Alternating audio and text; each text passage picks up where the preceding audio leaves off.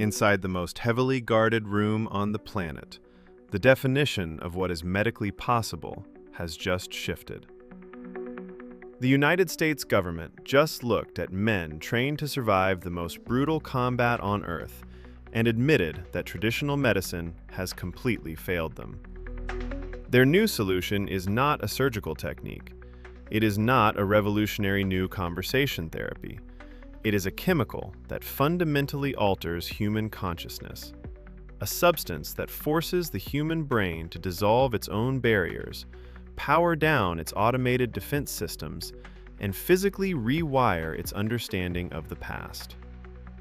Picture the heavy mahogany desk inside the Oval Office. It is a space usually reserved for declaring wars, passing federal budgets, or signing international treaties. But today, it was the center of an absolute medical rebellion. The President of the United States, globally famous podcaster Joe Rogan, and decorated Navy SEAL Marcus Luttrell stood together in the same room. With a single signature on a piece of paper, they fast-tracked the medical approval of incredibly powerful psychedelics. Specifically, complex molecules like Ibogaine and psilocybin. For 60 years, the system treated these exact molecules as a severe threat to society. They were placed in the highest possible restriction categories. They were hunted by law enforcement, seized at borders, and heavily criminalized. But today, the system completely surrendered. These substances are being openly championed at the highest level of government as the only viable way to save the minds of soldiers suffering from extreme trauma. To understand why this sudden, massive reversal happened, you have to look past the politics. You have to look past the headlines and the news anchors. You have to look at what severe trauma actually looks like inside the physical, biological tissue of the human brain.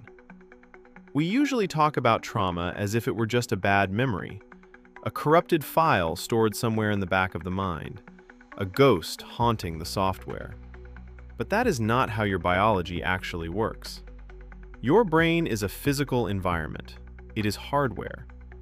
Imagine a combat veteran standing in the aisle of a quiet grocery store. Suddenly, a wooden pallet drops loudly in the stockroom. In a fraction of a millisecond, his brain does not hear wood hitting concrete. His brain hears an improvised explosive device. His heart rate doubles. His muscles lock.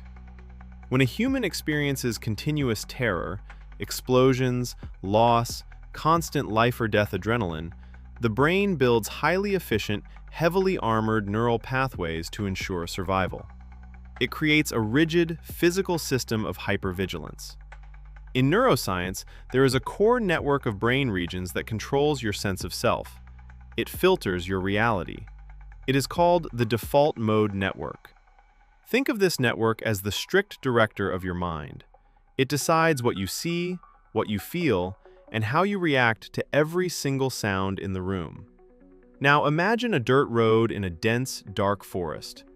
Every time a traumatized thought travels down that road, the heavy tires dig a deeper rut into the earth. Over years of severe, untreated PTSD, those ruts become deep, inescapable trenches. The brain gets physically trapped inside these trenches. The walls are simply too high to drive out of.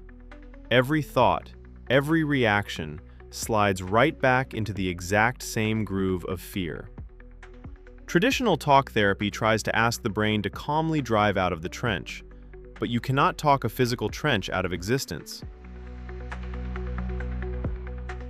This is exactly why Ibogaine is not functioning as a traditional pharmaceutical drug.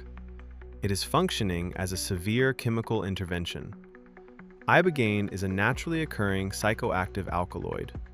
It is extracted directly from the root bark of a shrub native to the dense rainforests of Central Africa.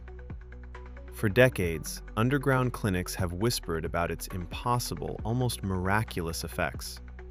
Desperate combat veterans were flying out of the country, risking their freedom just to get access to it.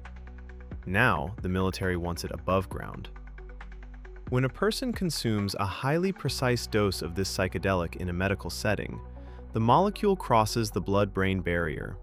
It begins to bind to specific serotonin and glutamate receptors across the entire nervous system.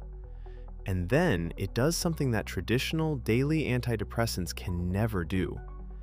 It forces the brain's rigid control center, that default mode network, to temporarily power down. The strict director of the mind is forced to leave the room. The heavy, armored walls of the trenches suddenly dissolve. The brain's ultimate security system is taken completely offline. Leading neuroscientists at the world's top research hospitals have a specific physical model for what happens next. They compare the traumatized adult brain to a snow globe that has been sitting perfectly still on a shelf for way too long. The deeply rutted tracks in the settled snow are your rigid, traumatized thoughts. They are your automated defenses. They dictate exactly where every new drop of water must flow. Consuming a highly active psychedelic is the neurological equivalent of picking up that snow globe and vigorously shaking it. The heavy snow flies into the air. The landscape falls completely flat. The tracks and the trenches absolutely disappear. For a brief, intense window of time, the brain enters a state of high entropy and high flexibility. It operates much like the unconstrained, hyper-connected brain of a young child discovering the world for the very first time.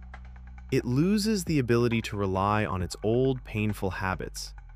It is forced to build entirely new pathways from scratch. If you want to keep going deeper on ideas like this, subscribe to Emerged. We find the discoveries that quietly reshape how you see the world so you do not have to look for them yourself. This is Emerged, and there is always more to see. Do not mistake this neurological reset for a recreational escape. The process of taking Ibogaine or high-dose psilocybin for severe trauma is not a fun weekend trip. It is a grueling 12-hour neurological surgery performed without a single scalpel. In a modern clinical setting, the veteran lies completely still on a comfortable medical bed. The room is softly lit. They are wearing heavy eye shades to block out all external light in the room.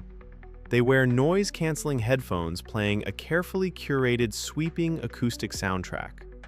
Medical professionals sit quietly in the corner of the room, tracking the patient's heart rate, blood pressure, and vital signs on glowing digital monitors.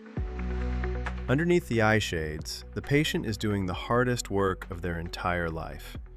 They are often facing a hyper-realistic, panoramic playback of their darkest, most suppressed memories. They are plunged directly into the raw archive of their own trauma. But there is a crucial, almost impossible difference this time. The fear center of the brain, the amygdala, is chemically muted by the psychedelic compound. The veteran can walk through the worst moments of their entire life, looking directly at the terror, without the crushing physical sensation of panic in their chest. Because the physical fear response is disconnected, the brain can finally look at the memory as just a memory, not a current, active threat. They process decades of accumulated horror in a matter of hours. For 60 years, the legal system and the general public focused entirely on the hallucinations.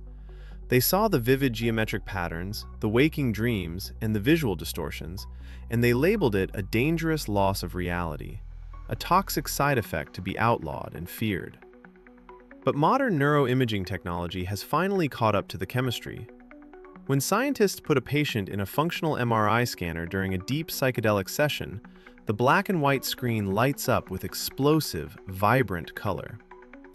Parts of the brain that have not spoken to each other in years suddenly start communicating rapidly. The visual cortex connects directly to the memory centers.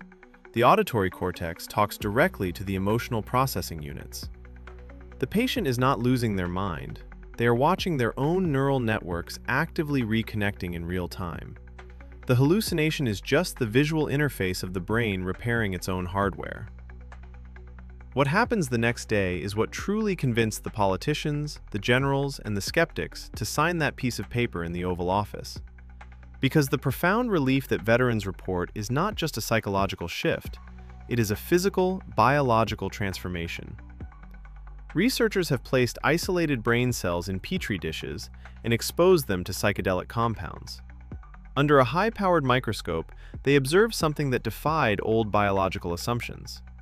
The brain cells literally sprouted new branches. Dendrites, the physical arms that neurons use to reach out and connect to one another, rapidly grew and expanded within just 24 hours of exposure. The brain physically rewired its own architecture. It laid down new, healthy structural bridges right over the old, inescapable trenches of trauma. A combat veteran who could not leave his house for 10 years, crippled by hypervigilance, suddenly finds the literal physical brain capacity to step outside and feel completely safe. This discovery reaches far beyond the military. It changes how we view the entire human condition. Because you do not have to go to a war zone to build trenches in your mind. Every single person watching this right now has rigid tracks in their brain. Your specific daily anxieties, your unbreakable habits, your deeply held beliefs about who you are, what you deserve, and what you are actually capable of. They are all physical pathways that have been carved over decades of repeated behavior and repeated thoughts. For most of modern history, society and science told us that once your brain matured in adulthood, those pathways were locked down. They were like dried concrete. You were stuck with the hardware you were given. Your personality was fixed. Your traumas were permanent burdens you simply had to manage until the end. What happened in the Oval Office today is the ultimate recognition that we were wrong. The human brain is not a concrete monument. It is a living, breathing, endlessly adaptable network. The exact molecules that were banned, hunted, and locked away for half a century are now revealing the deepest truth about human cognition. The walls in your mind are only permanent until you change the chemistry holding them together. You are never permanently trapped in your own mind, not if you are willing to rebuild the foundation.